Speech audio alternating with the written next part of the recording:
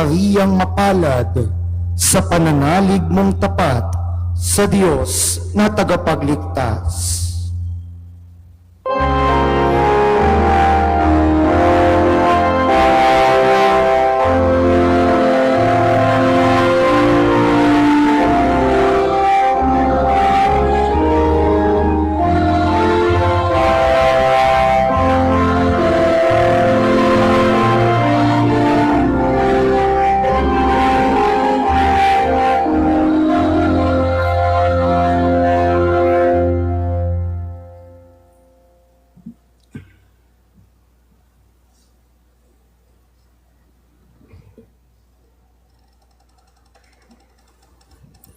Sumainyo ang Panginoon. At sumaiyo rin Ang mabuting balita ng Panginoon ayon kay San Lucas. papuri sa iyo, Panginoon.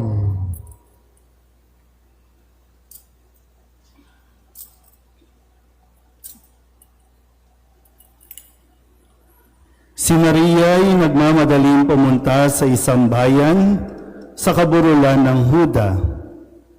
Pagdating sa bahay ni Zacarias, binati niya si Elizabeth. Nang marinig ni Elizabeth ang bati ni Maria, naggagalaw ang sanggol sa kanyang tiyan. Napuspos ng Espiritu Santo si Elizabeth at buong galak na sinabi, "Pinagpala ka sa mga babae, at pinagpala rin ang dinadala mo sa iyong sinapupunan. Sino ako upang dalawin ng ina ng aking Panginoon? Sapagkat pagkarinig ko ng iyong bati, ay naggagalaw sa tuwa ang sanggol sa aking tiyan. Mapalad ka sapagkat nanalig kang matutupad ang ipinasabi sa iyo ng Panginoon." At sinabi ni Maria, "Ang puso ko'y nagpupuri sa Panginoon at nagagalak ang aking espiritu dahil sa Diyos na aking tagapagligtas. Sapagkat nilingap niya ang kanyang abang alipin, at mula ngayon ako'y tatawaging mapalad ng lahat ng salinlahi dahil sa mga dakilang bagay na ginawa sa akin ng makapangyarihan. Banal ang kanyang pangalan. Kinahabagan niya ang mga may takot sa kanya sa lahat ng salit-saling lahi. Ipinakita niya ang lakas ng kanyang bisig. Pinangalat niya ang mga palalo ang isipan. Ibinagsak niya ang mga hari mula sa kanilang trono at itinaas ang mga nasa abang kalagayan. Binusog niya ng mabubuting bagay ang mga nagugutom at pinalayas niyang wala ni anuman ang mayayaman. Tinulungan niya ang kanyang bayang Israel bilang pagtupad sa pangako niya sa ating mga magulang kay Abraham at sa kanyang lahi magpakailanman. Tumira si Maria kina Elizabeth ng may 3 buwan at saka umuwi. Ang mabuting balita ng Panginoon. Pinupuri ka namin, Panginoong Jesucristo.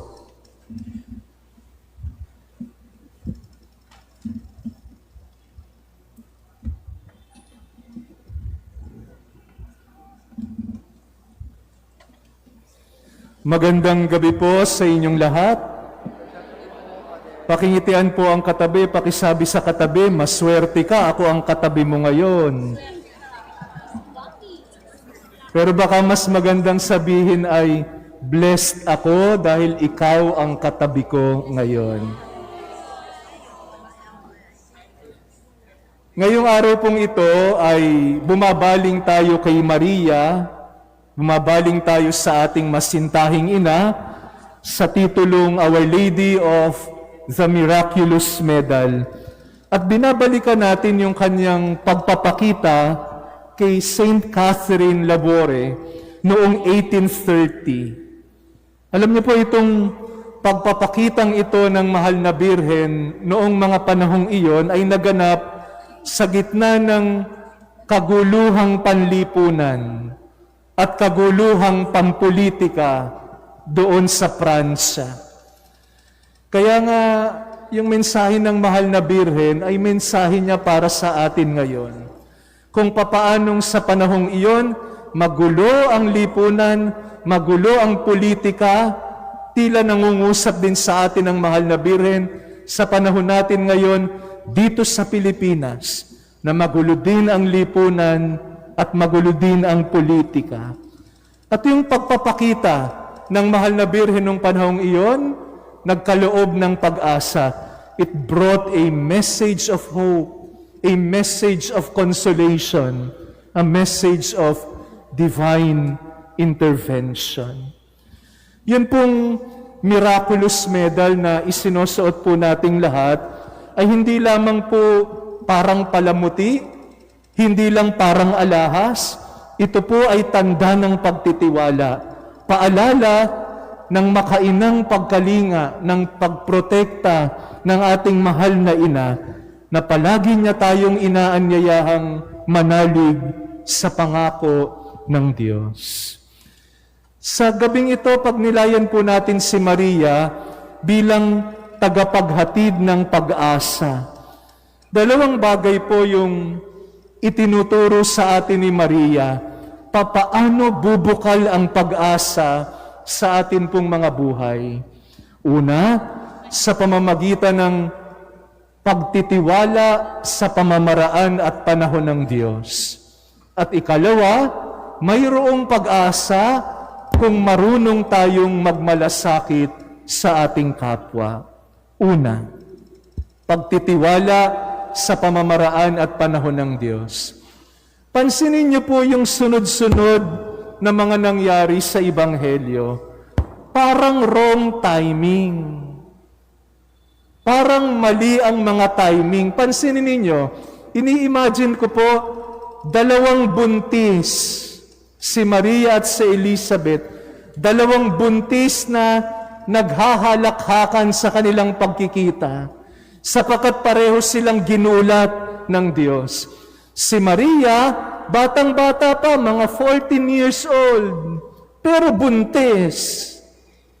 Si Elizabeth, mga 80 na, pero buntis. Meron po ba ditong 80 na gusto pang mabuntis, no? Ipagdadasal po natin sa panalangin ng bayan yan, no? Si Maria, dahil batang-bata pa, hindi pa niya naiisip na magkaroon ng anak. Ito namang si Elizabeth, sa katandaan niya, matagal na niya sigurong isinuko yung kagustuhan niyang magkaanak. Parang wrong timing. Pansinin niyo rin po, hindi ba sinabi sa Ebanghelyo, nung naramdaman nung bata sa sinapupunan ni Elizabeth na dumarating si Maria ang ina ng Diyos, dala-dala si Jesus sa kanyang sinapupunan, sabi, naggagalaw sa sinapupunan. Tingnan niyo pong si Juan Bautista, hindi pa yan marunong maglakad, pero marunong nang magsayaw. Nagsasayaw sa sinapupunan ng mahal na Birhen. Pansinin niyo rin yung inawit ni Maria na Magnificat. Hindi pa nangyayari yung paglaya ng bayan ng Israel, pero kinapitan na ni Maria sapagkat alam niyang tapat ang Diyos sa kanyang pangako. Parang wrong timing. Pero sa totoo lang, tinuturuan tayo ni Maria sa mga tagpong ito, sa Diyos, walang wrong timing. Sa Diyos, walang bad timing. Sa Diyos, laging tama ang timing. It is always the right time. Para sa Diyos, hindi siya nagkakamali. It is always the perfect time. Kaya nga, para magkaroon ng pag-asa sa ating mga buhay, tularan natin si Maria na pinanghawakan lagi. Kaya nga si San Lucas din ang nagkwento na si Maria, anuman yung mangyari sa buhay niya, masaya man, malungkot man, tuwa o hapis, lahat ito pinagyaman niya sa kanyang puso. At sa kanyang puso bumukal ang pag-asa sapagkat pinanghawakan niya mabuti ang Diyos ko, may kasaysayan ang kabutihan ng Diyos ko. Ang Diyos ko, subok na matibay at subok na matatag. Kaya pinanghawakan ito ni Maria. Ang kwento ni Maria ay kwento ng isang babaeng kumapit ng mahigpit sa pamamaraan ng Diyos sa panahon ng Diyos. Ikalawa po, pansinin natin yung malasakit ni Maria. Si Maria nagtuturo sa ating magmalasakit. At itinuturo sa atin ni Maria, kapag marunong tayong magmalasakit, bubukal ang pag-asa. Pansinin niyo po yung unang linya sa Ebanghelyo. Sabi po doon, nagmamadali si Maria na puntahan ang kanyang pinsang si Elizabeth. At kung titingnan po natin yung ginamit sa orihinal na wika ng Ebanghelyo, ang ginamit po ay meta spudes. Ano pong ibig sabihin? Hindi lang basta nagmamadali, nagmamadaling nag-aalala. Ito po yung tatak ng malasakit ni Maria. Hindi nagpapamamaya, hindi nagpapabukas, nagmamadaling nag-aalala na mag-abot ng tulong, na magmalasakit sa kapwa. Pansinin din po natin yung wika ni Maria sa Magnificat. Pansinin niyo po yung sinabi ni Maria, yung inawit ni Maria, sabi niya, ibinagsak niya ang mga hari mula sa kanilang trono at itinaas ang mga nasa abang kalagayan. Binusog niya ng mabubuting bagay ang mga nagugutom. Pinalayas niyang walang ni anuman ang mayayaman. Pansinin niyo po yung pagbaligtad ng kasaysayan. Pinanghawakan ito ni Maria. Bumaligtad ang kasaysayan. Parang sinasabi niya, noong panahong iyon, at tiyak ako, sinasabi din ni Maria sa panahon natin ngayon, kayong mga magnanakaw, kayong mga manloloko, kayong mga sinungaling, kayong mga nagnanakaw sa kabanang bayan, may araw din kayo. May araw din kayo. Bilog ang mundo. Bilog ang mundo. Sabi ni Maria, ibinagsak niya ang mga hari sa kanilang mga trono, itinaas niya ang mga nasa abang kalagayan, binusog niya ng mabubuting bagay ang mga nagugutom, at pinalayas ng walang ni anuman ang mayayaman. Ito'y pag-asa para sa mga dukha. Sumibol ang pag-asa sa awit na ito ni Maria sa mga dukha. At dito po natin makikita na sa awit ni Maria, kumikilos ang Diyos sa ating mga kasaysayan. Kumikilos ang Diyos sa kasaysayan ng ating bayan. Meron namang sariling mga alalahanin itong si Maria. Buntis, pero walang ama. May takot rin kahit papaano, pero namutawi sa kanyang bibig ang malasakit para sa mga maliliit. Nagkaroon po ng isang musical na ang pamagat po ay Magnificat.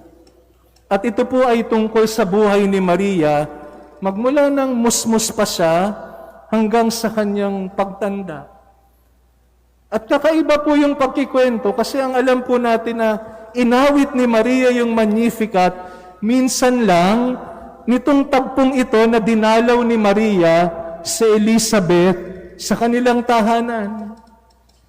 Pero yung kinikwento po doon, unang pagkakataon, inawit ni Maria ito nung sila ay nagkita ng kanyang pinsang si Elizabeth.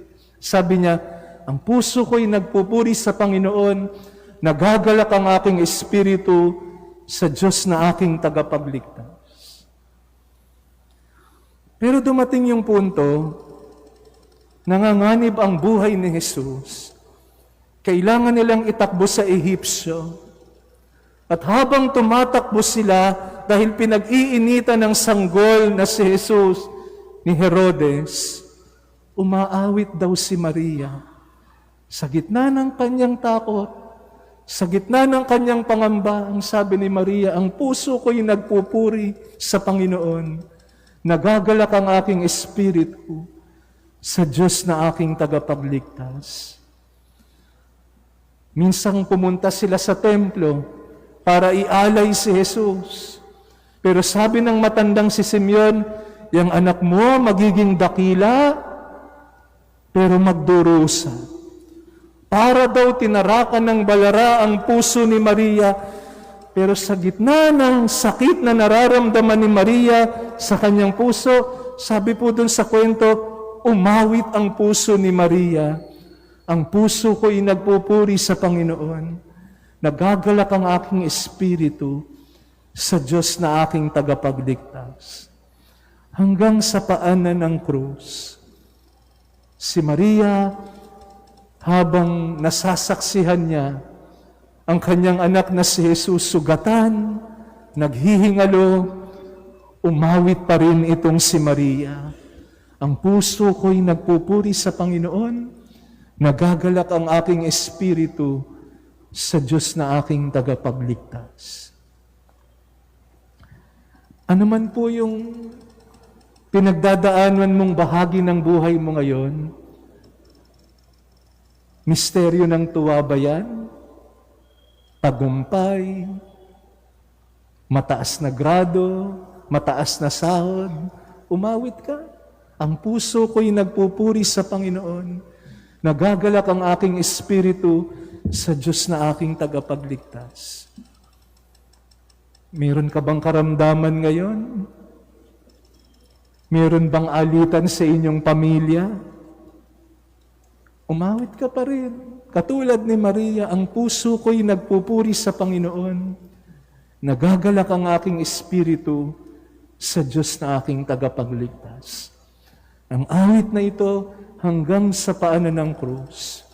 Kaya nga sinasabi sa atin si Maria, hindi lang basta tumayo. Yung iba tumakbo, tumakas. Si Maria, hindi naglupasay, hindi tumakbo, hindi tumakas. Tumindig. Galing daw po sa salitang tindig, yung salitang paninindigan. Tinuturuan tayo ni Maria, mayroong pag-asang bubukal kapag ka ang pag-ibig natin ay marunong tumindig sa paanan ng krus ng ating kapwa. Ito po yung hilingin nating biyaya na sa ating mga buhay, sa ating bayan, sumibol ang pag-asa sa gitna ng madilim na bahaging ito ng ating bayan. Namamayani ang kasinungalingan, ang panluloko, ang pandaraya, ang pandarambong. Hilingin natin kay Maria, turuan niya tayong magtiwala sa pamamaraan at panahon ng Diyos.